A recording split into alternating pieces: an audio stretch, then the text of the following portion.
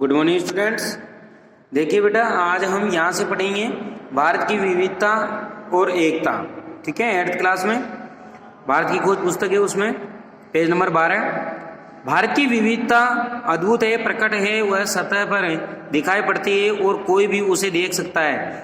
इसका ताल्लुक शारीरिक रूप से भी है और मानसिक आदतों और विशेषताओं से भी है। भारत से बाहर से देखने पर उत्तर पश्चिमी इलाके में पठान और सुदूर दक्षिण के वासी तमिल में बहुत कम समानता है। उनकी नस्लें भिन्न हैं, हालांकि उनके भीतर कुछ समान सूत्र हो सकते हैं। वे चेहरे और शरीर गठन में, खाने और पहनावे में और भाषा में एक दूसरे से भिन्न होते हैं।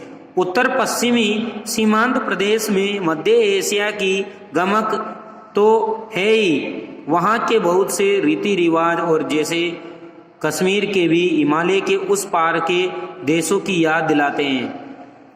पठानों के लोक प्रचलित नृत्य रूसी कोजक नृत्य शैली से मिलते हैं। इन तमाम भिन्नताओं के बावजूद पठान पर भारत की छाप वैसी ही स्पष्ट है जैसी तमिल पर।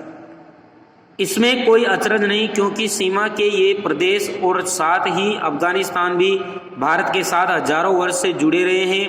ये पुराने तुर्क और दूसरी जातियां जो अफगानिस्तान और मध्य एशिया में जा बसी थी, इस्लाम के आने से पहले बौद्ध थी और उससे भी पहले वैदिक काल में हिंदू भी। सीमांत क्षेत्र प्राचीन भारतीय संस्कृति के प्रमुख केंद्रों में से था। अब भी स्मारकों और मठों के डेरों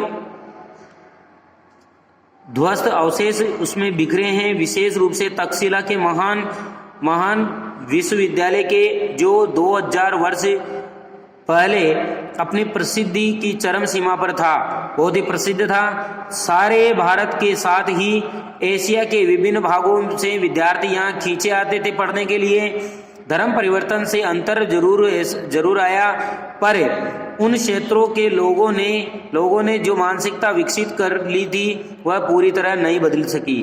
पठान और तमिल दो चरम उदाहरण हैं, बाकी की स्थिति कहीं इन दोनों के बीच में है। सबकी अपनी अलग अलग विशेषताएं हैं, पर सब पर इससे भी गहरी छाप भारतीयता की है।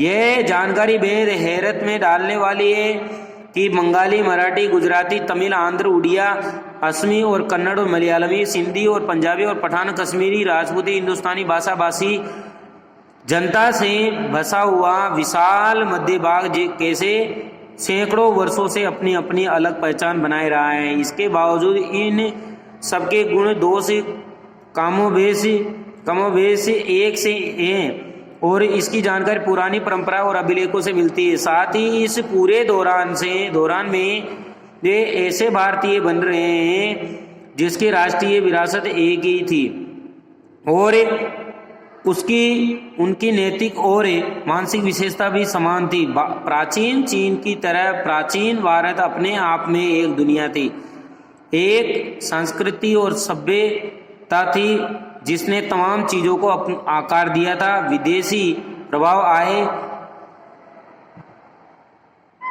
और अक्सर उस संस्कृति को प्रभावित करके उसी में जज्ब हो गए, मजबूत हो गए, रुक गए।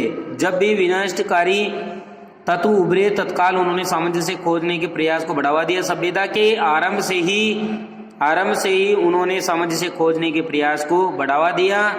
सभ्यता के आरंभ से ही भारतीय मानस की एकता का स्वप्न अपनी जगह बनाए रखी। इस एकता की कल्पना कभी किसी बाहर से आरोपित वस्तु, बाहरी तत्वों के या विश्वास के मानकीकरण के रूप में नहीं की गई है। इसके अंतर्गत विश्वासों, रीति रिवाजों के प्रति अपार सहिष्णुता का पालन किया गया और साथ ही हर तरह की विविधता को मान्यता ही नहीं, प्रोत्साहन भी दिया गया है। तो आज के लिए हम लगभग इतना ही पढ़ेंगे और बाकी का हम कल पढ़ेंगे। ठीक है, धन्यवाद।